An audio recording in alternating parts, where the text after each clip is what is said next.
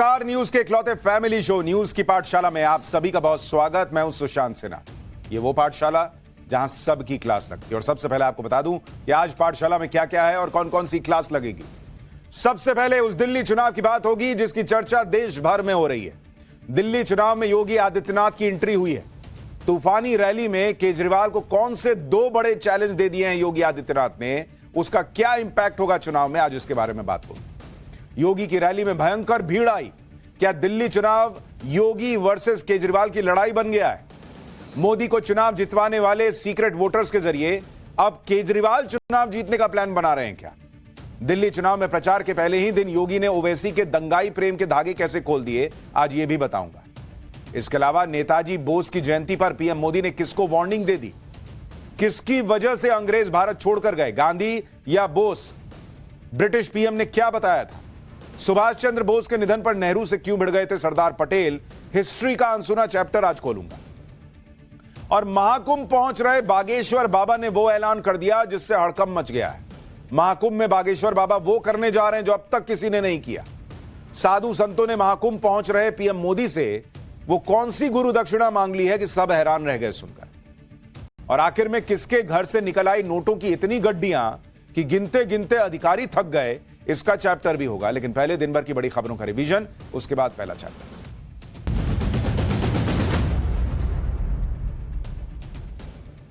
सैफ अली खान पर उनके घर में घुसकर हुए अटैक को देखते हुए मुंबई पुलिस ने सैफ के परिवार को सुरक्षा देने का फैसला किया है। पुलिस के मुताबिक हमले के बाद परिवार डरा हुआ है, इसलिए मामले की जांच पूरी होने तक मुंबई पुलिस सैफ अली खान के परिवार को 24 घंटे सिक्योरिटी कवर देगी।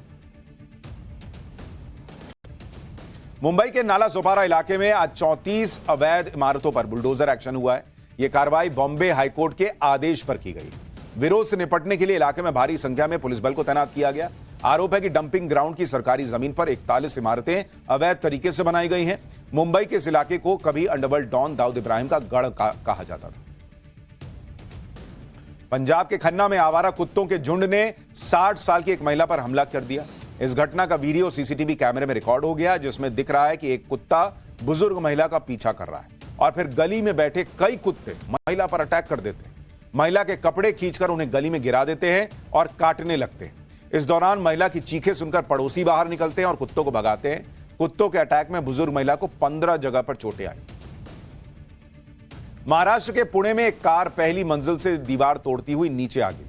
बताया जा रहा है कि कार सवार ने पार्किंग करते करते रिवर्स गियर लगा दिया, जिसके बाद कार रेलिंग से जाकर टकरा गई। और इतना ही नहीं, गाड़ी पहली मंजिल की बाउंड्री को तोड़ते हुए सीधे नीचे ग्राउंड फ्लोर पर आ गिर गई। राहत की बात यह है कि नीचे कोई उस वक्त था नहीं, वरना बड़ा हादसा हो जाता।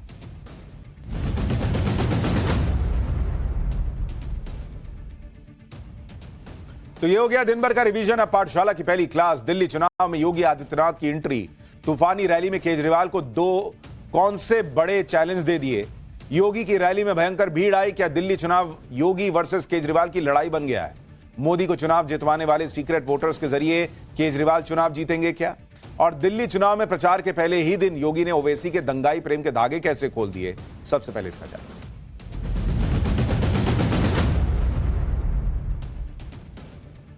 दिल्ली के चुनाव ने आज नया ट्विस्ट लिया है। गजब ही चल रहा है ये चुनाव, रोज कुछ ना कुछ नया हो रहा है। अब तक केजरीवाल बीजेपी को रगड़ रहे थे, लेकिन केजरीवाल के सामने अचानक योगी आकर खड़े हुए। और योगी ऐसे नेता हैं जिनके पास हिंदुत्व की ताकत भी है, अपना अलग मॉडल भी है और अपनी बड़ी फैन फॉलोइंग भी है। और एक बड़ी बात यह है कि योगी केजरीवाल के लिए आउट ऑफ सिलेबस सवाल के जैसे हैं, क्योंकि योगी जिस पिच पर खेलते हैं वो पिच केजरीवाल के लिए है ही नहीं। यही आज दिल्ली में एंट्री करके योगी आदित्यनाथ ने किया कि उन्होंने केजरीवाल को हिंदुत्व की पिच पर खींचकर लाने की पूरी कोशिश की। लेकिन केजरीवाल भी कम नहीं है, वो भी जानते हैं कि अगर योगी वर्सेस केजरीवाल हो गया तो फिर चुनाव कोई भी करवट ले सकता है। इसलिए केजरीवाल ने भी योगी की पिच से दूर रहने की पूरी कोशिश की, क्योंकि योगी ने तो इलेक्शन की चर्चा ही अलग दिशा में मोड़ दी। योगी कल ही महाकुंभ में नहाकर आए हैं और कुंभ नहाकर वो सीधे दिल्ली चुनाव में कूद गए। और दिल्ली में उतरते ही योगी ने केजरीवाल को हिंदुत्व पर दो बड़े चैलेंज दे दिए। पहला चैलेंज दिया अरविंद केजरीवाल को कि जैसे योगी कैबिनेट ने महाकुंभ में गंगा में डुबकी लगाई, वैसे ही केजरीवाल को योगी आदित्यनाथ ने चैलेंज दिया कि आप भी अपनी टीम के साथ दिल्ली में यमुना में डुबकी लगाकर दिखाइए। जैसे हम नहाए, आप भी नहा के दिखाइए ना भाई, यमुना अगर साफ है तो। दूसरा चैलेंज योगी आदित्यनाथ ने यह दिया कि जैसे सनातन के लिए यूपी में भव्य राम मंदिर बना, काशी कॉरिडोर बना, महाकुंभ जैसा आयोजन हुआ, वैसे ही केजरीवाल दिल्ली में करके दिखाएं। योगी की एंट्री के साथ ही दिल्ली चुनाव का माहौल बदला बदला सा लग रहा है। पूरा चुनाव केजरीवाल वर्सेस योगी होता लग रहा है, क्योंकि आज अरविंद केजरीवाल ने भी योगी को जवाब दिया। दोनों नेताओं की फाइट का एक ट्रेलर देखिए बॉस, फिर बताता हूं कि योगी आदित्यनाथ ने अरविंद केजरीवाल को यमुना में डुबकी लगाने का चैलेंज देकर उनके सामने क्या संकट खड़ा कर दिया है।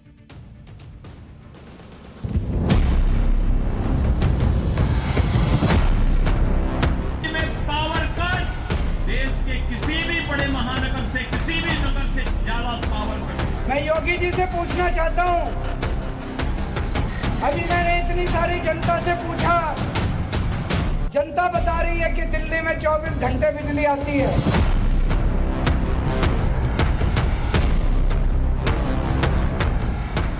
वे जर्जर विद्यालय के भवनों को देख करके आप अंदाजा लगा सकते हैं कि के साथ क्या।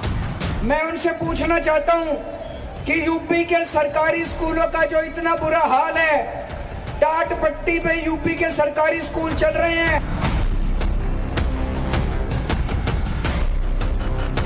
मेरी आप सबसे अपील है कि डबल इंजन सरकार से ही दिल्ली की कायाकल्प होगी। अगर कमल का बटन दबा दिया, 20,000 रुपए महीना कहां से लगा लाओगे?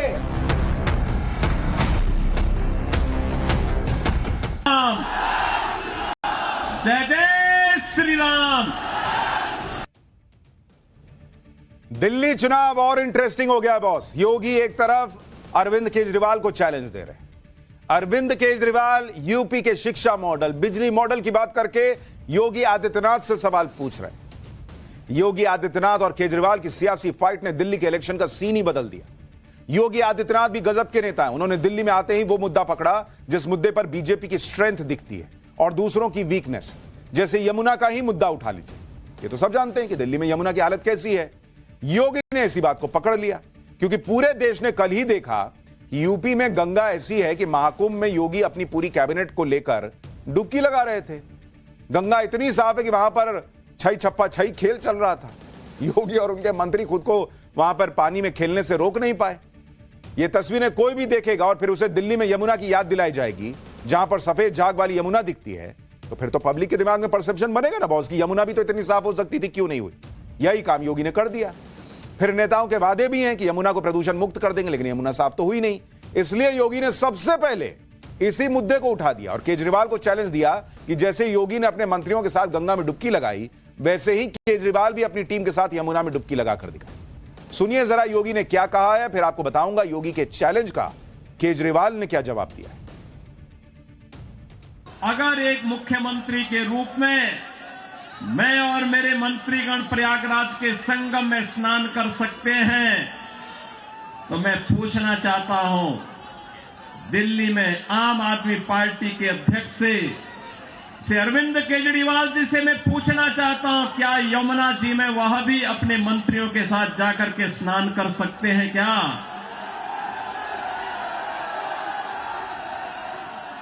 अगर उनमें नैतिक साहस है तो उनको इसका जवाब देना चाहिए।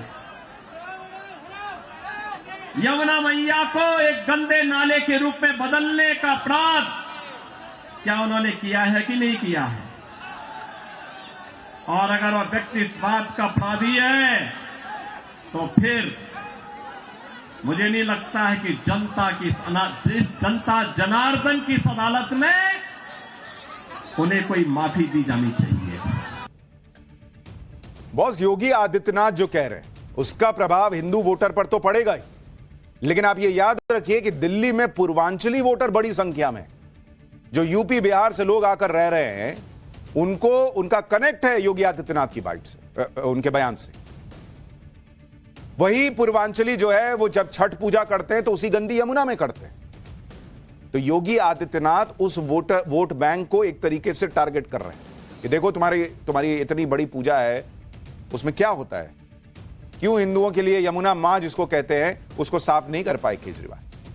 लेकिन योगी ने जिस पिच पर दिल्ली चुनाव को लाने की कोशिश की वो केजरीवाल की पिच नहीं है। योगी सिर्फ यमुना की बात नहीं कर रहे हैं, बल्कि मंदिरों की बात भी कर रहे हैं, सनातन की बात भी कर रहे हैं, क्योंकि यूपी में तो मंदिरों का कायाकल्प सबने देखा है। भव्य राम मंदिर का निर्माण सबने देखा, काशी कॉरिडोर सबने देखा, वाराणसी से लेकर अयोध्या मथुरा तक सनातन पर जितना भी काम हो सकता है वो सब योगी ने किया। अभी महाकुंभ का आयोजन पूरा देश ही नहीं बल्कि पूरी दुनिया देख रही है। इसी पर योगी ने दिल्ली चुनाव में केजरीवाल को घेर लिया कि सनातन की जितनी सेवा यूपी में हुई, क्या वैसा कोई काम दिल्ली में हुआ? सुनिए सीएम योगी ने क्या कहा, फिर बताता हूं कि केजरीवाल ने हिंदुत्व और सनातन की पिच पर जो कुछ अब तक बैटिंग की है उसे भी योगी ने किस तरीके से टारगेट किया। मैं पूछना चाहता हूं अरविंद केजरीवाल जी से और उनकी पूरी टीम से, क्या किसी मंदिर के सुंदरीकरण की कार्य योजना को उन्होंने कभी आगे बढ़ाया? कभी बढ़ाया? मॉडल देखना हो तो आइए काशी में काशी विश्वनाथ धाम को देखिए। मॉडल देखना हो अयोध्या में श्री राम जन्मभूमि पर भगवान राम के भव्य मंदिर के मॉडल को देखो। मॉडल देखना हो तो प्रयागराज में आइए। प्रयागराज में महाकुंभ के आयोजन स्थल को देखो। आस्था का सम्मान ऐसे होता है। योगी मंदिरों की बात कर रहे हैं, यमुना में डुबकी लगाने का केजरीवाल को चैलेंज दे रहे हैं। केजरीवाल भी राजनीति के कच्चे खिलाड़ी नहीं है। उन्हें पता था कि दिल्ली चुनाव एक ना एक दिन हिंदुत्व और सनातन वाली पिच पर तो आएगा ही, इसलिए उन्होंने कुछ तैयारी पहले भी की थी। जैसे केजरीवाल ने ऐलान किया था कि अगर दोबारा आम आदमी पार्टी की सरकार बनी तो दिल्ली में सभी मंदिरों के पुजारियों को 18,000 रुपए महीना सैलरी दी जाएगी। इस ऐलान के बाद दिल्ली बीजेपी के मंदिर प्रकोष्ठ के कई नेता आम आदमी पार्टी में शामिल हो गए थे, लेकिन इस पर भी आज योगी ने क्लास लगा दी। योगी आदित्यनाथ ने कहा कि दिल्ली सरकार तो पहले से ही मुल्ला मौलवियों को वेतन देती थी, अब चुनाव आया तो पुजारियों को सैलरी देने की बात याद आई। योगी का पूरा बयान सुन लीजिए, फिर आपको बताएंगे कि हरियाणा महाराष्ट्र की तरह दिल्ली में भी कैसे बटेंगे तो कटेंगे के पोस्टर लग गए। इन्होंने यहां पे दिल्ली में भी घोषणा की कि मुल्ला और मौलवी को यहां पर पहले से ही ये लोग वेतन देते थे। आज दिल्ली की आर्थिक स्थिति इतनी बदहाल कर चुके हैं कि उनको भी कई महीनों का नहीं मिला, और जब वहां से हो हल्ला शुरू हुआ तो इन्होंने उसको डाइल्यूट करने के लिए कहा कि हम पुजारियों को भी देंगे। दिल्ली चुनाव में आज सिर्फ योगी आदित्यनाथ की एंट्री नहीं हुई, बल्कि योगी के सुपरहिट नारे बटोगे तो कटोगे की भी एंट्री हो गई। आज योगी आदित्यनाथ दिल्ली के करोल बाग में जिस चुनावी सभा को संबोधित करने पहुंचे, वहां बटोगे तो कटोगे के पोस्टर लगे हुए थे। योगी आदित्यनाथ के मंच पर भी बड़े बड़े अक्षरों में बटोगे तो कटोगे, एक है तो सेफ है, यह लिखा हुआ था। यह नारा सबसे पहले योगी आदित्यनाथ ने ही बांग्लादेश में हिंदुओं के खिलाफ हिंसा को लेकर दिया था, जो पहले हरियाणा फिर महाराष्ट्र चुनाव में सुपरहिट साबित हुआ। दोनों ही राज्यों में बीजेपी को जबरदस्त जीत हासिल हुई। अभी तक इस नारे का दिल्ली चुनाव प्रचार में कोई जिक्र नहीं था, लेकिन अब बीजेपी को उम्मीद है कि दिल्ली में भी बटोगे तो कटोगे का नारा डिसाइडिंग फैक्टर साबित हो सकता है। दिल्ली के चुनाव मैदान में उतरे सीएम योगी ने पहले हिंदुत्व के एजेंडे पर आम आदमी पार्टी को घेरा, फिर विकास के मॉडल पर केजरीवाल की घेराबंदी। केजरीवाल ने भी जवाब दिया, उस पर आऊंगा, लेकिन पहले योगी जी को सुनिए। योगी आदित्यनाथ ने बिजली के मुद्दे पर अरविंद केजरीवाल को घेरा, कहा यूपी में तो 24 घंटे सस्ती बिजली आती है, दिल्ली में तो बुरा हाल है। योगी के दावों और चैलेंज के बाद अरविंद केजरीवाल भी सामने आए। मजे की बात देखिए कि अरविंद केजरीवाल ने हिंदुत्व के मुद्दे पर तो योगी आदित्यनाथ को जवाब नहीं दिया, लेकिन विकास के मॉडल वाले चैलेंज पर खुलकर बोले। बिजली बिल पर योगी का वार और केजरीवाल का पलटवार दोनों सुनने लायक है, सुनिए। दिल्ली में पावर कट देश के किसी भी बड़े महानगर से, किसी भी नगर से ज्यादा पावर कट है। मैं कह सकता हूं उत्तर प्रदेश की आबादी 25 करोड़ की है। हर जिला मुख्यालय को 24 घंटे की बिजली आज के दिन पर हम दे रहे हैं, और बिजली का पर यूनिट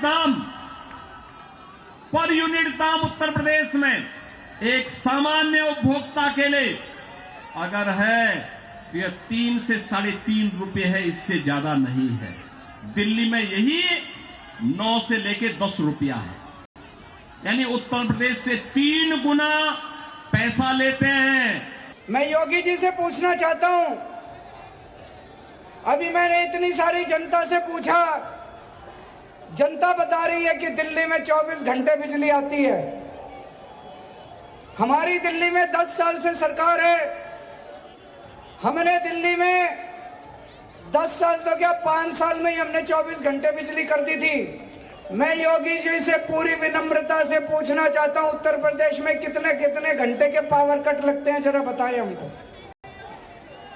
वहां पे मेरे को पता चला नोएडा में 6-6 घंटे बिजली नहीं आती, लखनऊ में 8-8 घंटे बिजली नहीं आती। योगी का बिजली वाला चैलेंज हो या शिक्षा व्यवस्था पर योगी के वार पर पलटवार, जैसे ही बात दूसरे एजेंडे पर आई, अरविंद केजरीवाल अचानक से आक्रामक हो गए। योगी आदित्यनाथ ने यूपी के शिक्षण संस्थानों को दिल्ली से बेहतर बताया। अरविंद केजरीवाल ने यूपी के सरकारी स्कूलों की हालत पर योगी को घेर लिया। दोनों को सुनिए एक बार, यह भी सुनने लायक। उत्तर प्रदेश के शिक्षण संस्थानों को, उत्तर प्रदेश के मेडिकल कॉलेजेस को और दिल्ली के अंदर यहां की राज्य सरकार के द्वारा चलाए जाने वाले वे जर्जर विद्यालय के भवनों को देख करके आप अंदाजा लगा सकते हैं कि बच्चों के भविष्य के साथ इनका व्यवहार क्या है। लेकिन आज योगी आदित्यनाथ जी जब दिल्ली आए हैं, मैं उनसे पूछना चाहता हूं कि यूपी के सरकारी स्कूलों का जो इतना बुरा हाल है, टाट पट्टी पे यूपी के सरकारी स्कूल चल रहे हैं। 10 साल से भी वो 10 साल से उनकी सरकार है, वो अपने सरकारी स्कूलों को ठीक नहीं कर पाए। अगर उनको जरूरत है, हम दिल्ली से अपने शिक्षा मंत्री को भेज देंगे उत्तर प्रदेश, उनको भी सिखा देंगे कि सरकारी स्कूल कैसे ठीक किए जाते हैं। मैंने कहा ना, ये चुनाव अलग लेवल पे जा रहा है। योगी अपनी बात कह रहे हैं, केजरीवाल कह रहे हैं मैं दिल्ली से शिक्षा मंत्री भेज देता हूं, सिखाता हूं कैसे स्कूल बंद। दिल्ली के चुनाव में जनता को किसे वोट देना चाहिए, इस पर भी अरविंद केजरीवाल और योगी आदित्यनाथ भिड़ गए। योगी आदित्यनाथ डबल इंजन का मुद्दा ले आए, कहा कि इसी से दिल्ली का विकास होगा। जब केंद्र में बीजेपी है तो राज्य में भी बीजेपी रहे, जिससे तेजी से विकास होगा। इसके जवाब में अरविंद केजरीवाल डबल इंजन का अपना वर्जन ले आए। अरविंद केजरीवाल ने कह दिया कि दिल्ली में तो आम आदमी पार्टी की सरकार बन रही है, इसलिए और जिसकी सरकार बनेगी उसका विधायक होना चाहिए, वरना गड़बड़ हो जाएगी। एक बार सुनिए योगी आदित्यनाथ और अरविंद केजरीवाल को, फिर बताता हूं कि दिल्ली के चुनाव में योगी की बातों का कितना असर पड़ेगा। पब्लिक योगी वर्सेस केजरीवाल की लड़ाई पर नव भारत के कैमरे पर क्या रिएक्शन दे रही है, पब्लिक का रिएक्शन बताऊंगा। पहले दोनों को सुन लीजिए। मेरी आप सबसे अपील है कि डबल इंजन सरकार से ही दिल्ली की कायाकल्प होगी। दिल्ली के कूड़े से निजात पाएंगे, ये झूठ बोलने की एटीएम मशीन से मुक्ति पाएंगे, यमुना मैया की शुद्धि के अभियान में सहभागी बनेंगे। तो मेरे साथ बोलेंगे जय श्री राम, जय जय श्री राम। अब देखो जी, पूरी दिल्ली में एक बात तो पक्की है, आम आदमी पार्टी की सरकार बन रही है। सारे कह रहे हैं, बीजेपी वाले भी मान रहे हैं। बन रही है कि नहीं बन रही? एक ही बात है, कुछ लोग कह रहे हैं 2-4 सीटें ऊपर नीचे हो जाएंगी। एक चीज ध्यान रखना, जिसकी सरकार होती है उसी का एमएलए बनाना। आम आदमी पार्टी की सरकार बन रही है, आम आदमी पार्टी का एमएलए बनाना। अगर बीजेपी का एमएलए बना दिया गलती से, तो वो 5 साल लड़ेगा तो खूब मेरे से, काम नहीं होने देगा। अरविंद केजरीवाल ने योगी आदित्यनाथ को जवाब देने में ज्यादा देर नहीं लगाई, और वो इसलिए क्योंकि अरविंद केजरीवाल ये जानते हैं कि योगी किसी भी चुनाव को पलटने का दम रखते हैं। अरविंद केजरीवाल हरियाणा और महाराष्ट्र में इसका ट्रेलर देख चुके हैं। भाई अरविंद केजरीवाल वो ऑलराउंडर टाइप नहीं होता, लास्ट में बैटिंग करने आए और गेम पलट दिया, उस टाइप का माहौल रहता है उनका, योगी आदित्यनाथ का, माफ कीजिएगा। तो अरविंद केजरीवाल ये जानते हैं, और दिल्ली की जनता भी ये कह रही है कि योगी चुनाव में असरदार साबित हो। दिल्ली की कराड़ी विधानसभा की जनता ने क्या कहा, जहां पर आज सीएम योगी ने रैली की थी, सुनिए पब्लिक का रिएक्शन सुनिए। योगी के आने से कोई असर होगा? बहुत असर होगा, बहुत असर होगा। योगी के आने से क्या असर बहुत होगा? बड़ा असर पड़ेगा, बहुत ज्यादा।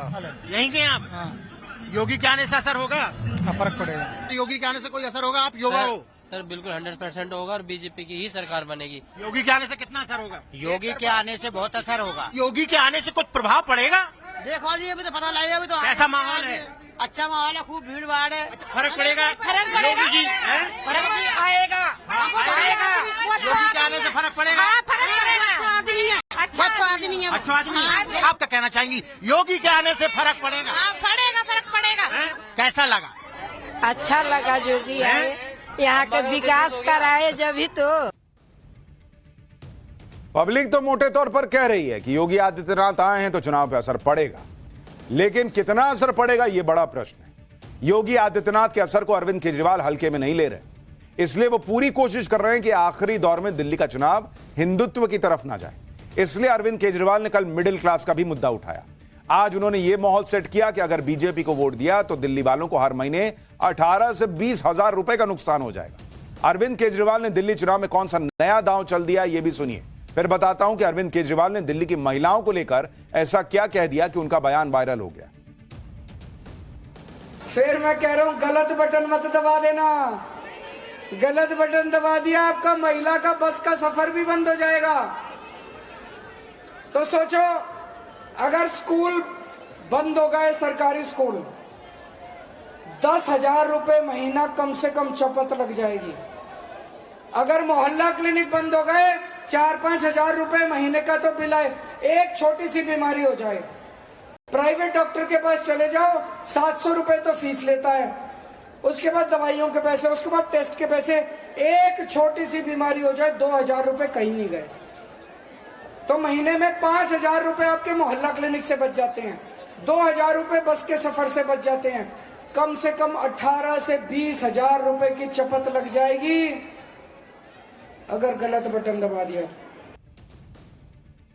अरविंद केजरीवाल ये जानते हैं कि दिल्ली की महिलाएं ही उनकी जीत पक्की कर सकती हैं, इसलिए वो महिलाओं को लेकर बेशुमार वादे कर रहे हैं। उन्होंने अपनी पूरी कैंपेनिंग महिला वोटर्स के इर्द गिर्द ही बुनी हुई।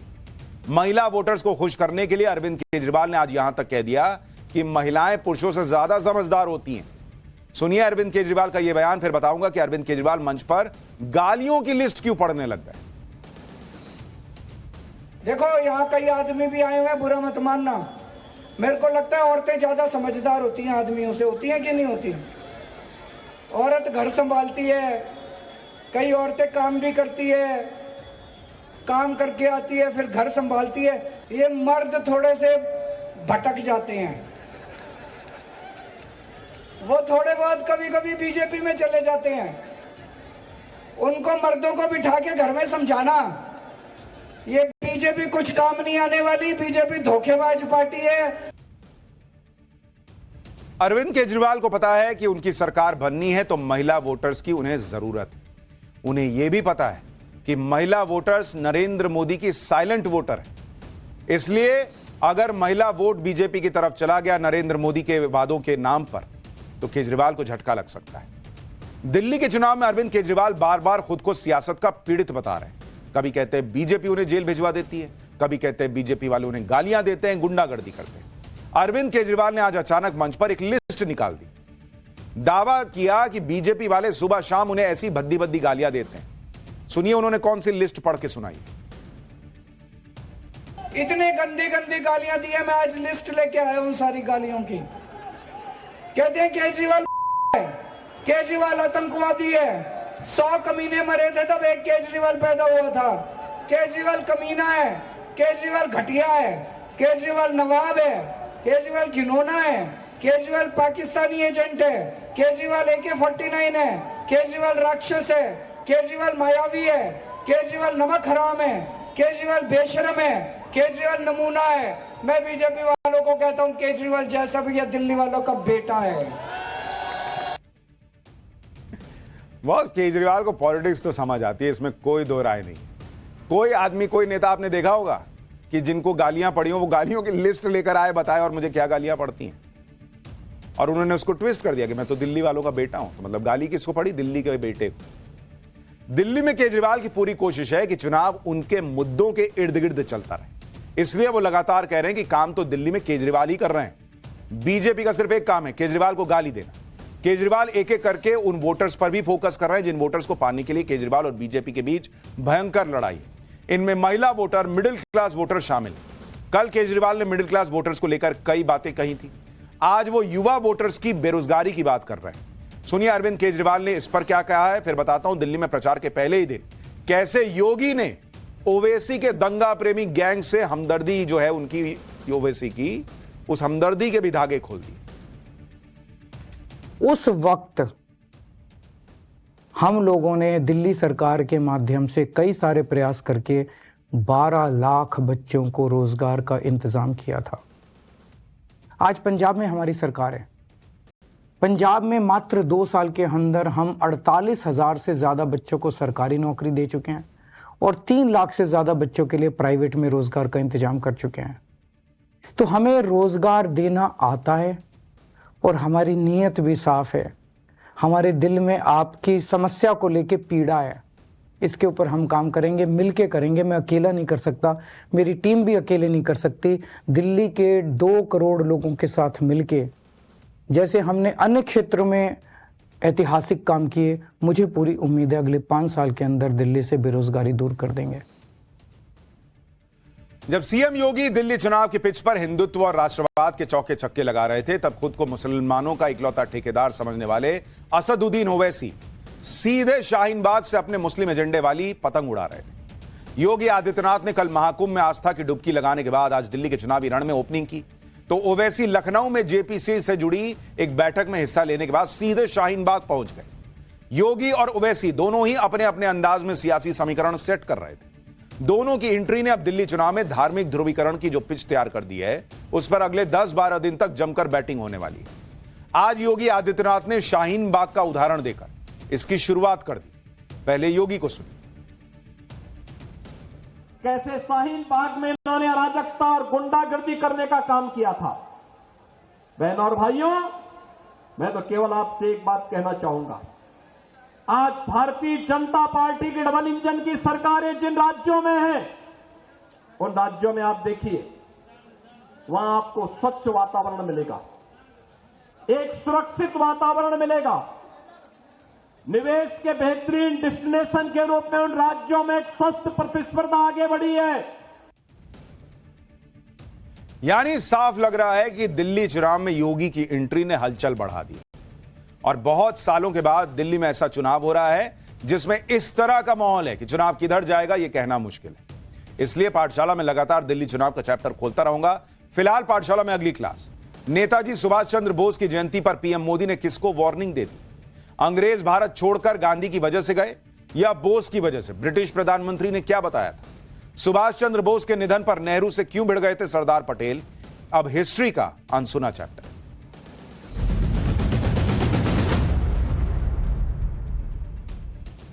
देश को आजादी दिलाने में बहुत सारे लोगों का योगदान था। आजादी पर किसी एक नेता या परिवार का कॉपीराइट नहीं है। हजारों लाखों आजादी के मतवालों ने बलिदान दिया, तब जाकर भारत को स्वतंत्रता मिली। आजादी के नायकों में नेताजी सुभाष चंद्र बोस का नाम बहुत ऊपर आता है। आज नेताजी सुभाष चंद्र बोस की जयंती है। 23 जनवरी 1897 को ओडिशा के कटक में नेताजी का जन्म हुआ था। नेताजी सुभाष चंद्र बोस का मानना था कि अंग्रेजों से आजादी मांगने से न मिलने वाली बॉस, और इसलिए नेताजी ने आजाद हिंद फौज बनाई। वो आजादी मांगना नहीं, अंग्रेजों को भारत से भगाकर आजादी हासिल करना चाहते थे। तुम मुझे खून दो, मैं तुम्हें आजादी दूंगा, यह नारा नेताजी ने इसी मकसद को पूरा करने के लिए दिया था। नेताजी सुभाष चंद्र बोस का जीवन आज तक हालांकि रहस्य बना हुआ है। सुभाष चंद्र बोस के महात्मा गांधी और नेहरू के साथ संबंधों को लेकर भी चर्चा होती है। सुभाष चंद्र बोस का निधन कब हुआ, क्या वो आज भी जीवित हैं? इस तरह की चर्चाएं भी होती रहती हैं। आज सुभाष चंद्र बोस के जीवन से जुड़े ऐसे किस्से आपको बताएंगे जो आपने शायद पहले ना सुने। नेताजी के निधन को लेकर ही सरदार पटेल नेहरू से भिड़ गए थे, आज उसके बारे में भी बताऊंगा। आज नेताजी सुभाष चंद्र बोस की जयंती पर पीएम मोदी ने नेताजी को श्रद्धांजलि दी। मोदी सरकार ने ही 2021 में सुभाष चंद्र बोस की जयंती को पराक्रम दिवस के रूप में मनाने की शुरुआत की थी। आज पीएम मोदी ने कहा कि नेताजी सुभाष चंद्र बोस की प्रेरणा से विकसित भारत का लक्ष्य हासिल करना है। नेताजी ने देश को एकजुट करने का संकल्प लिया था। पीएम मोदी ने पराक्रम दिवस पर देश के दुश्मनों को क्लियर मैसेज भी दिया। एक बार पीएम मोदी को सुनिए, फिर नेताजी की जिंदगी का अनसुना चैप्टर खोलूंगा। 2021 में सरकार ने निर्णय लिया कि नेताजी की जयंती को अब पराक्रम दिवस के रूप में मनाया जाएगा। इंडिया गेट के समीप नेताजी की विशाल प्रतिमा लगाना, अंडमान में द्वीप का नाम नेताजी के नाम पर रखना, गणतंत्र दिवस की परेड में आईएनए के जवानों को नमन करना सरकार की इसी भावना का प्रतीक है। हमें नेताजी सुभाष की प्रेरणा से भारत की एकजुटता पर बल देना है। हमें उन लोगों से भी सतर्क रहना है जो देश को कमजोर करना चाहते हैं, जो देश की एकता को तोड़ना चाहते हैं। नेताजी सुभाष चंद्र बोस आजादी के ऐसे महानायक हैं जिन पर बहुत बातें हो चुकी हैं, जिनको लेकर कई सारे रहस्य भी हैं और ये रहस्य अब तक बने हुए हैं। अक्सर नेताजी सुभाष चंद्र बोस की मौत को लेकर सवाल उठते रहे। कहा जाता कि नेताजी की मौत 1945 में एक प्लेन क्रैश में हो गई थी, लेकिन आज तक इसको लेकर अलग अलग थ्योरी चलती ही चली जा रही। आज तक यह क्लियर नहीं हो पाया कि नेताजी का निधन कैसे हुआ था और निधन हुआ था या हुआ भी नहीं था। जो सवाल आज तक पहेली बना हुआ है उस पर साल 1946 में जवाहरलाल नेहरू ने बड़ा बयान दिया था। नेहरू ने सुभाष चंद्र बोस की मृत्यु की घोषणा कर दी थी, जिसको लेकर काफी विवाद भी हुआ था। सरदार पटेल ने नेहरू की घोषणा से असहमति जताई थी।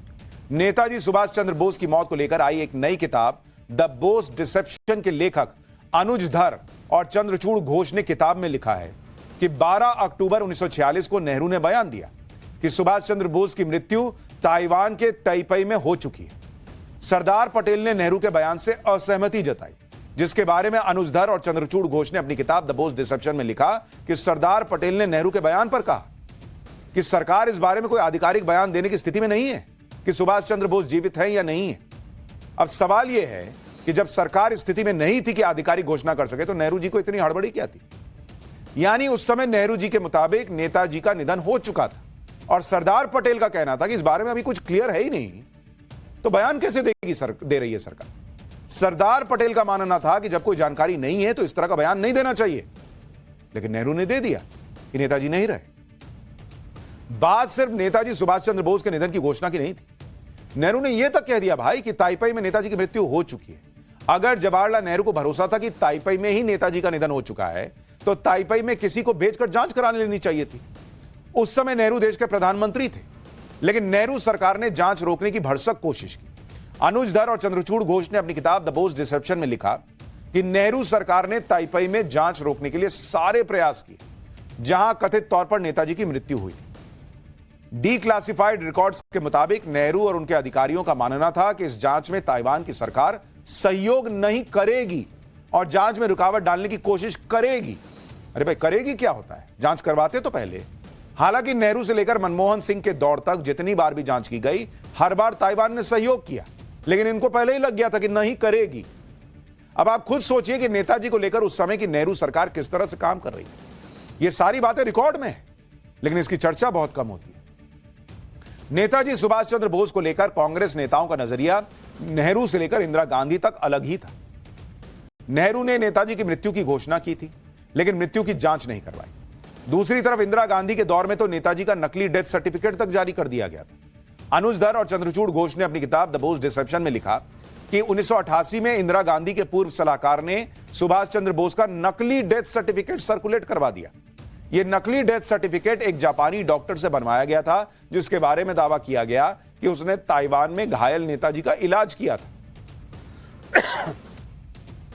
यानी एक तरफ नेताजी सुभाष चंद्र बोस जीवित हैं नहीं हैं इस पर रहस्य बना हुआ था, और दूसरी तरफ नेताजी का फर्जी डेथ सर्टिफिकेट घुमाया जा रहा था। एक यह भी धारणा है कि जवाहरलाल नेहरू को सुभाष चंद्र बोस से राजनीतिक तौर पर डर लगता था। सुभाष चंद्र बोस की लोकप्रियता से नेहरू आशंकित रहते थे कि कहीं बोस उनको गद्दी से हटाकर प्रधानमंत्री न बन जाए। नेहरू और सुभाष चंद्र बोस के संबंध कैसे थे, इसके बारे में बहुत कुछ लिखा गया है। नेताजी खुद नेहरू के बारे में क्या सोचते थे, इसके बारे में एक पत्र से पता चलता है। यह चिट्ठी 14 अप्रैल 1939 को सुभाष चंद्र बोस ने अपने भतीजे को लिखी थी। इस पत्र में नेताजी लिखते हैं कि संकट के समय में पंडित नेहरू से ज्यादा और किसी ने मुझे और हमारे लक्ष्य को नुकसान नहीं पहुंचाया। मेरे खिलाफ उनके यानी नेहरू के खुले दुष्प्रचार ने मुझे उन 12 दिग्गजों की हरकतों से ज्यादा नुकसान पहुंचाया। यह लेटर भी पब्लिक डोमेन में है, कोई भी इसे पढ़ सकता है।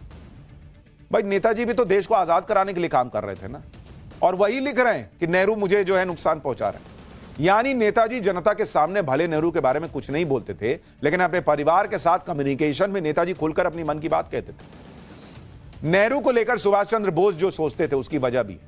सुभाष चंद्र बोस शायद इकलौते स्वतंत्रता सेनानी हैं जिनकी आजादी के बाद जासूसी तक करवाई गई, और इसका खुलासा तब हुआ जब मोदी सरकार 2015 में सुभाष चंद्र बोस से जुड़ी फाइलों को सार्वजनिक करने पर आई।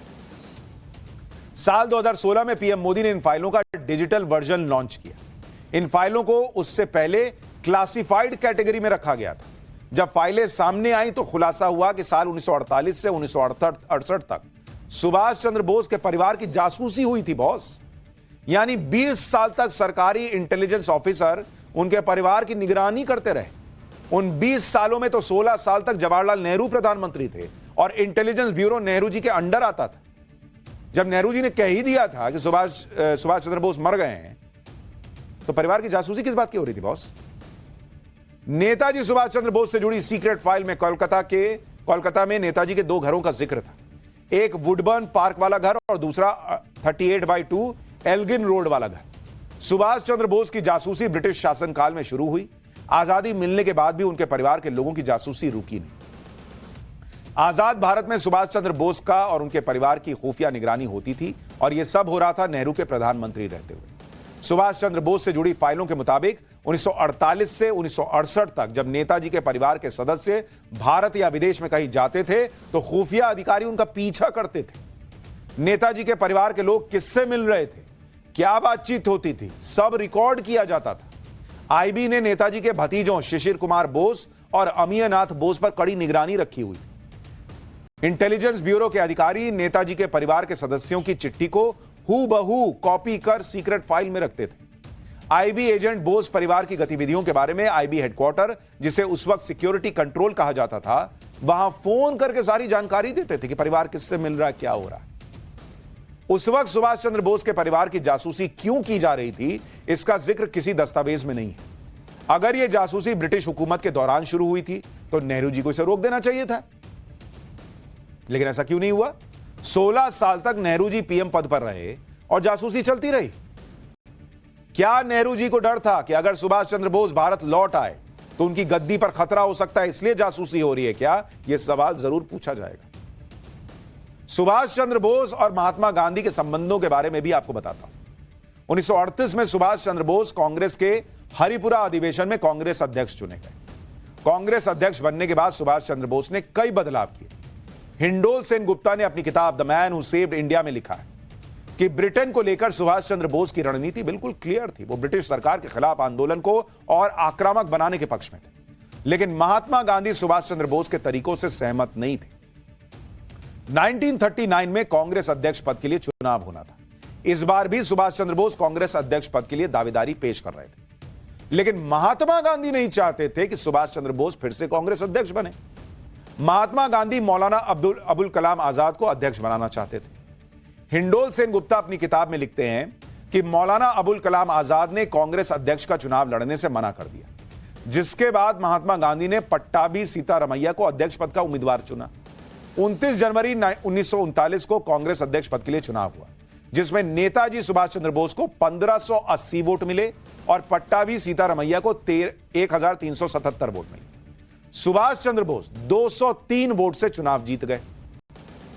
चुनाव के नतीजों के बाद महात्मा गांधी ने कहा था कि मुझे उनकी यानी सुभाष चंद्र बोस की जीत से खुशी है, और चूंकि मौलाना आजाद के नाम वापस लेने के बाद मैंने ही पट्टाभी को चुनाव से पीछे नहीं हटने को कहा था, लिहाजा उनकी हार उनसे ज्यादा मेरी हार। गांधी जी के इस बयान के बाद कांग्रेस में अजीब स्थिति हो गई। सुभाष चंद्र बोस को भी यह लगने लगा कि उनको कांग्रेस से वो सहयोग नहीं मिल रहा था जैसा वो चाह रहे थे।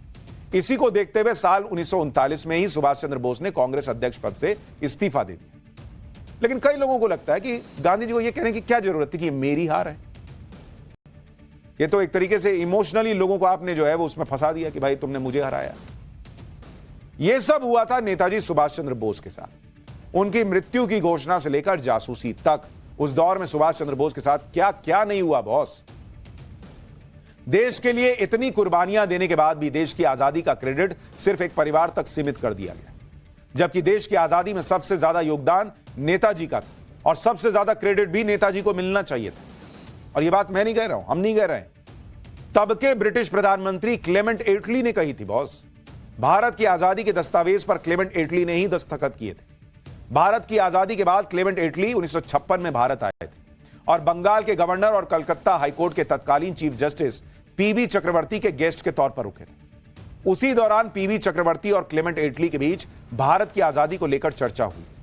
इसके बारे में मेजर जनरल जीडी बख्शी ने अपनी किताब बोस एंड इंडियन समुराई में लिखा है कि पीबी चक्रवर्ती ने क्लेमेंट एटली से पूछा कि गांधी का भारत छोड़ो आंदोलन काफी समय पहले खत्म हो चुका था और 1947 में मजबूर करने वाले हालात नहीं थे जिससे अंग्रेजों को जल्दबाजी में देश छोड़ना पड़े, फिर भी अंग्रेजों को क्यों जाना पड़ा। पीबी चक्रवर्ती ने कहा कि एटली ने कई जवाब दिए, जिनमें सबसे प्रमुख कारण नेताजी की मिलिट्री एक्टिविटीज की वजह से भारतीय सेना और नेवी के सैनिकों में ब्रिटिश राज के प्रति वफादारी का कम होना था। पीबी चक्रवर्ती ने क्लेमेंट एटली से यह भी पूछा कि अंग्रेजों के भारत छोड़ने के फैसले पर गांधी का कितना प्रभाव था। यह सवाल सुनते ही एटली मजाकिये लहजे में मुस्कुराए और धीरे से कहा, मिनिमल, यानी बहुत ही कम। यानी क्लेमेंट एटली, जो उस वक्त आजादी के वक्त प्रधानमंत्री थे ब्रिटेन के, वो खुद कह रहे हैं कि महात्मा गांधी का योगदान कम था या उस वक्त प्रभाव कम था भारत को आजाद करने को लेकर। और वो खुद मान रहे हैं कि सुभाष चंद्र बोस ने जिस तरह का माहौल बना दिया था उसका बड़ा योगदान था भारत की आजादी। लेकिन क्या सुभाष चंद्र बोस को वो सम्मान मिला?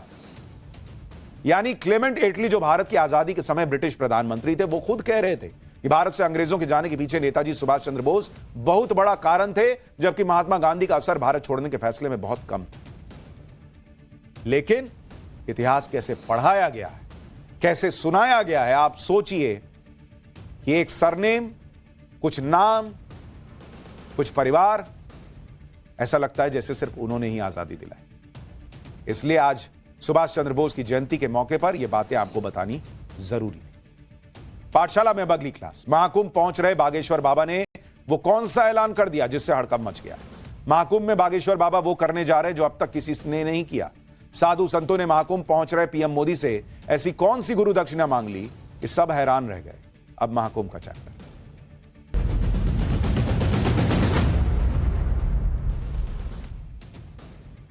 पूरे देश में महाकुंभ की चर्चा हो रही है, जिसे देखो वही महाकुंभ की बात कर रहा है। कोई महाकुंभ जा रहा है, कोई महाकुंभ जाकर लौट रहा है, लेकिन लोगों के मन में सवाल है कि बॉस, बाबा बागेश्वर कहां है?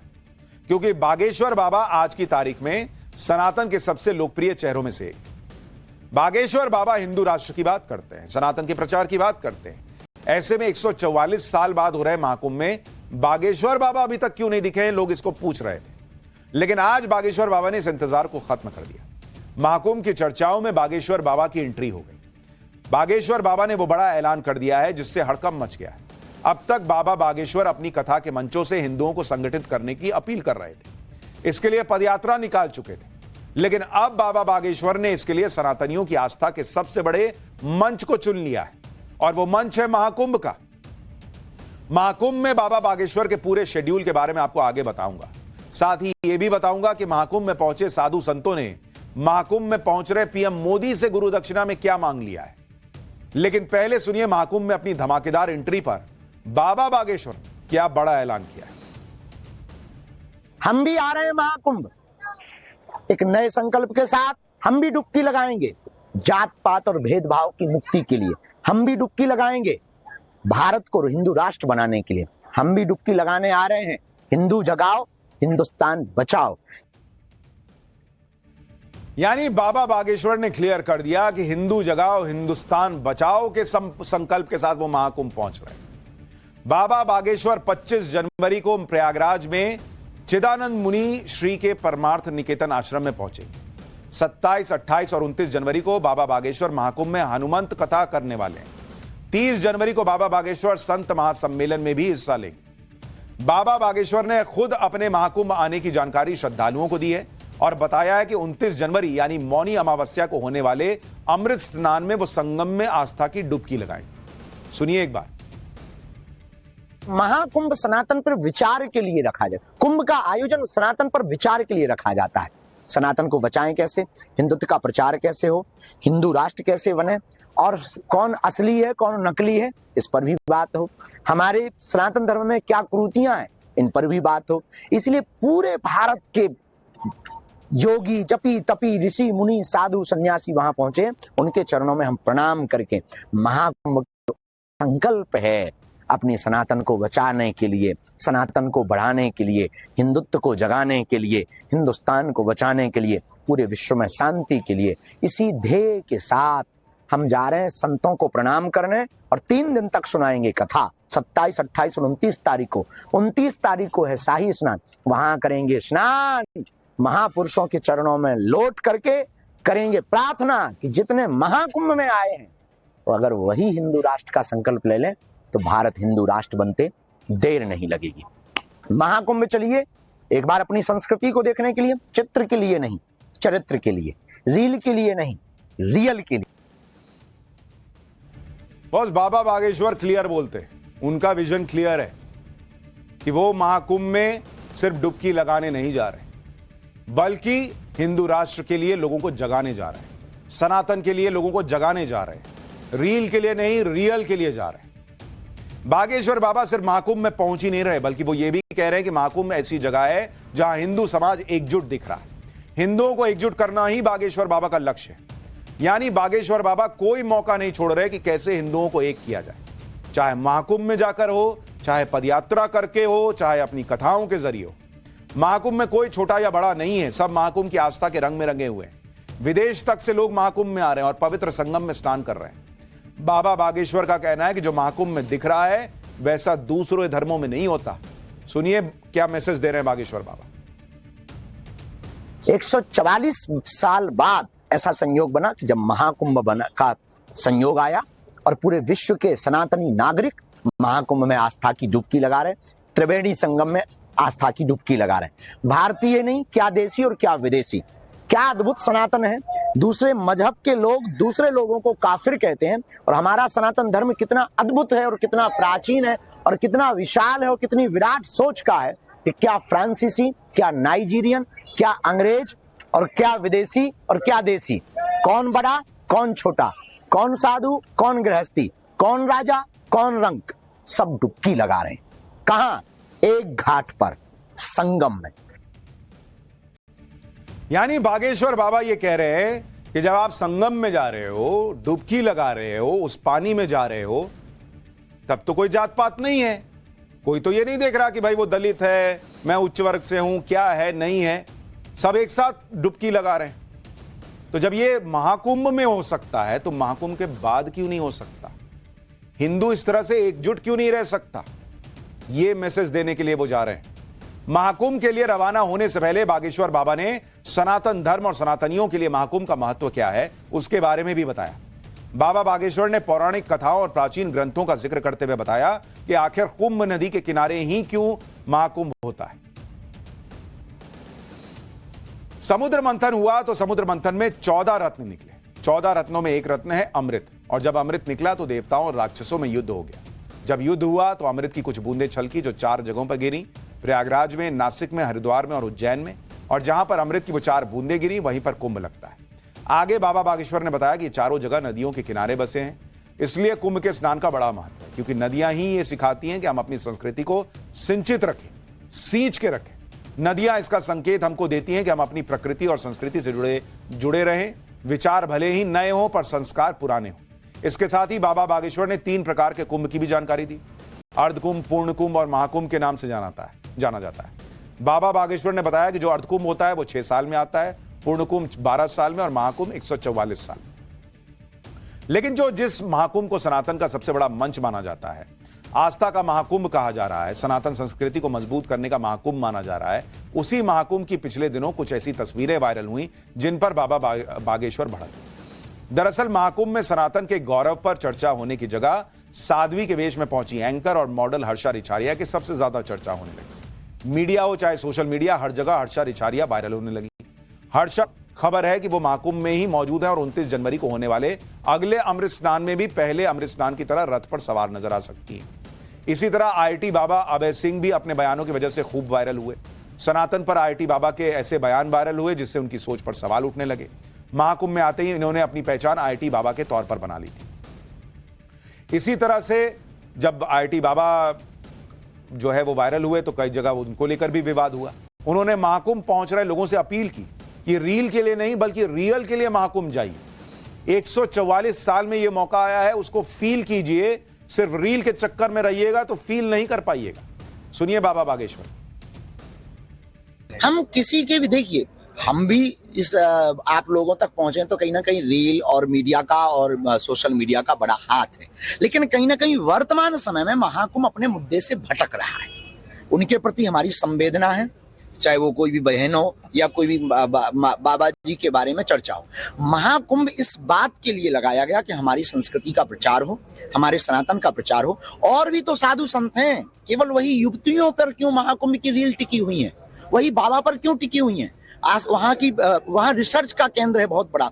इतने 40 करोड़ लोगों का मैनेजमेंट कैसे हो रहा है, इसका बहुत बड़ा मुद्दा है। ये रिसर्च का बहुत बड़ा विषय है। इतने साधु महात्मा आते कहाँ से हैं, जाते कहाँ हैं, अखाड़े कितने हैं, संगम का महत्व क्या है, हम हिंदुत्व पर काम कैसे कर सकें, कन्वर्जन कैसे रोक सकें, और जो चले गए उनकी घर वापसी कैसे करवा सकें, और भारत को हिंदू राष्ट्र कैसे बनाया जा सके। महाकुंभ इसके लिए रखा है। और हमें लग रहा है कहीं ना कहीं महाकुंभ अपने उद्देश्य से भटक रहा है। रील में नहीं, रियल में जीना चाहिए। वहां और भी महापुरुष हैं, शंकराचार्य हैं, मठाधीश हैं, मठों के आचार्य हैं, तपस्वी हैं, योगी हैं, जपी हैं, तपीजी हैं। इसलिए हम कहते हैं कि जिंदगी में रील में नहीं, रियल में जीना चाहिए। इसलिए हमने कमेंट किया, पर उन बच्चियों पे कमेंट नहीं है, उन लोगों पे कमेंट नहीं। उनकी कोई गलती नहीं। उनकी क्या गलती है? विचारों की गलती उनकी है जो महाकुंभ के उद्देश्यों को भटका रहे। बाबा बागेश्वर अकेले नहीं है जिन्होंने महाकुंभ में चल रहे रील वाले कल्चर पर सवाल उठाए। महाकुंभ में शामिल कई साधु संत भी इस पर खुलकर नाराजगी जाहिर कर चुके हैं और अब इसका असर भी होता दिख रहा है। जिस महाकुंभ में अब तक वायरल बाबाओं की चर्चा जोरों पर थी, उस महाकुंभ में अब प्रधानमंत्री के आने पर चर्चा हो रही है। कल ही योगी आदित्यनाथ अपनी पूरी कैबिनेट के साथ संगम में आस्था की डुबकी लगाने पहुंचे और अब यह भी तय हो चुका है कि 5 फरवरी को प्रधानमंत्री मोदी भी आस्था की डुबकी लगाने महाकुंभ पहुंचेंगे। पीएम मोदी के महाकुंभ पहुंचने पर पूरी दुनिया के साथ ही महाकुंभ में मौजूद साधु संतों के भी नजर टिकी हुई। महाकुंभ में जुटे साधु संतों के अखाड़ों ने प्रधानमंत्री मोदी और सीएम योगी को महाकुंभ का यजमान बताया है और उनसे बड़ी गुरु दक्षिणा की मांग कर दी है। साधु संतों का कहना है कि बिना दक्षिणा के यज्ञ पूरा नहीं होता और साधु संतों ने गुरु दक्षिणा में पीएम मोदी से सनातन बोर्ड के गठन की मांग कर दी। सुनिए एक बार क्या गुरु दक्षिणा मांग रहे हैं साधु संत। हमको देश के यशस्वी प्रधानमंत्री माननीय नरेंद्र मोदी जी, उत्तर प्रदेश के यशस्वी मुख्यमंत्री योगी आदित्यनाथ जी से 2 दक्षिणा चाहिए। सनातन बोर्ड हमको मिले लेकिन वक्फ बोर्ड खत्म हो। जब तक वक्फ बोर्ड खत्म नहीं होगा तब तक समस्या बनी रहेगी। क्योंकि हमारे साथ आपको मैं निवेदन करना चाहता हूं, हमसे भूमि ली, हमारे मंदिर तोड़े, बहुत कुछ हुआ, तब इस देश में किसी को तकलीफ नहीं हुई, किसी के पेट में दर्द नहीं हुआ। और आज जब हम सनातन की बात करते हैं तो लोगों के पेट में दर्द होता है। अगर वक्फ बोर्ड है तो सनातन बोर्ड हमें चाहिए ही चाहिए। बिना सनातन बोर्ड लिए हम कुंभ से वापस नहीं जाएंगे। ये दृढ़ संकल्प के साथ सभी सनातनी यहाँ पहुंचे। मंदिरों पे टैक्स लगते हैं, साउथ के सारे मंदिर के टैक्स के पैसे से मदरसे और गिरजाघरों में जाते हैं। बिहार सरकार में 6% अगर मंदिर भी आप घर में बनाते हैं तो टैक्स आपको भरना पड़ेगा। तो हम हिंदुस्तान में हिंदू रह रहे हैं या बंटवारा करके हम कहीं अनाथ हो गए। हमारे रहने के लिए जगह, अपना भी देश, अपनी भी भूमि नहीं है, ऐसा प्रतीत होता है। एक तो सारे बोर्ड खत्म कर दीजिए और यहाँ पे यूनिफॉर्म सिविल कोड लाइए, एक समता रखिए, सबको बराबर मानिए। अन्यथा बहुत सारे बोर्ड हैं तो पहले तो इसमें जो बहुसंख्यक धर्म को मानने वाले लोग हैं उनका भी सशक्त सनातन बोर्ड होना चाहिए यहाँ। यानी महाकुंभ से आवाज उठ रही है कि प्रधानमंत्री मोदी गुरु दक्षिणा दें और जिस तरह से वक्फ बोर्ड है वैसे सनातन बोर्ड बने। महाकुंभ में पहुंचे साधु संत मोदी और योगी से गुरु दक्षिणा में सनातन बोर्ड क्यों चाहते हैं, इसकी वजह समझना भी जरूरी है। एक रिपोर्ट के मुताबिक आंध्र प्रदेश में 43,000 मंदिर सरकार के अंडर आते हैं। उन मंदिरों की संपत्ति से जो कमाई होती है, उन मंदिरों को जो दान मिलता है, उसका सिर्फ 18% हिस्सा ही मंदिरों पर खर्च होता है। बाकी 82% रकम कहां जाती है इसका कोई हिसाब नहीं। बात सिर्फ आंध्र प्रदेश की नहीं है, देश के 15 राज्यों में करीब 4 लाख मंदिरों पर डायरेक्ट या इनडायरेक्ट तौर पर सरकार का कंट्रोल है। ये वो मंदिर हैं जिनकी कमाई लाखों करोड़ों में। सनातन बोर्ड की मांग इसलिए भी उठ रही है क्योंकि प्रयागराज में जिस जगह पर महाकुंभ हो रहा है उसकी जमीन पर भी वक्फ बोर्ड के नाम पर दावा ठोकने की कोशिश हो चुकी है। सुनिए सनातन बोर्ड की मांग पर आध्यात्मिक गुरु देवकीनंदन ठाकुर क्या कह रहे हैं। सनातन बोर्ड का मतलब है जो आध्यात्मिक प्लेसेज हैं, हम उन पे जो, और वो भी मंदिर वो जो सरकार के अंडर है। दूसरी बात आपने कहा कि वक्फ बोर्ड ने सनातन की किसी जगह को लिया। देखिए सनातन बोर्ड ये कार्य करेगा, किसी की 1 इंच जगह लेगा नहीं और सनातनियों की 1 इंच छोड़ेगा नहीं। अगर कोई सनातनियों की जगह पे, मंदिर की जगह पे, किसी गौशाला की जगह पे कहीं भी कोई दावा ठोकेगा तो सनातन बोर्ड उसे ठोकेगा। यानी सनातन बोर्ड की मांग अब बहुत तेजी से आगे बढ़ रही है। तो स्वागत है। वैसे तो हमारे देश में ऐसे धन कुबेरों की कोई कमी नहीं है जिन्होंने करप्शन करके इतना पैसा कमा लिया कि जिसका कोई हिसाब ही नहीं है। बिहार के बेतिया में ऐसे ही एक सरकारी बाबू के घर पर विजिलेंस विभाग ने रेड मारी। इसके बाद घर से नोटों के बंडल निकलने शुरू हो गए। निकले तो निकलते चले गए। आप तस्वीर देखिए बॉस, जिसमें नोटों का अंबार लगा हुआ है। 500 नोटों की गड्डियों में इतना कैश निकला कि गिनते गिनते अधिकारियों के पसीने छूट गए। पूरे बिस्तर पे गड्डियां बिछी हुई हैं, मतलब आदमी चाहे तो गद्दा बना के सो सकता है। आखिरकार हार कर नोट गिनने वाली मशीन मंगवानी पड़ी कि इतना नहीं गिन पाएंगे, लाओ मशीन लाओ। खबर है कि करोड़ों रुपए का कैश गिना जा चुका है, अभी भी गिना जा रहा है। अब बताइए इतना नोट निकल रहा है। ये घर और ये कैश दोनों ही बेतिया में जिला शिक्षा अधिकारी यानी डीईओ रजनीकांत प्रवीण के हैं, जो बेतिया में 3 साल से नौकरी कर रहे थे। कहा जा रहा है कि डीओ साहब ने करप्शन का कैश छिपाने के लिए अलग से घर किराए पर लिया हुआ था। घर में करप्शन के कैश को डबल बेड में छिपा कर रखा गया था। अब तक करोड़ों का कैश तो मिल चुका है। ज्वेलरी समेत करोड़ों की संपत्ति के दस्तावेज भी मिले। लोग कहते थे पढ़ोगे लिखोगे तभी तो पैसा कमाओगे। यहां पढ़ाई लिखाई के काम में लगे हुए लोग, अधिकारी लोग इतना पैसा कमा रहे हैं।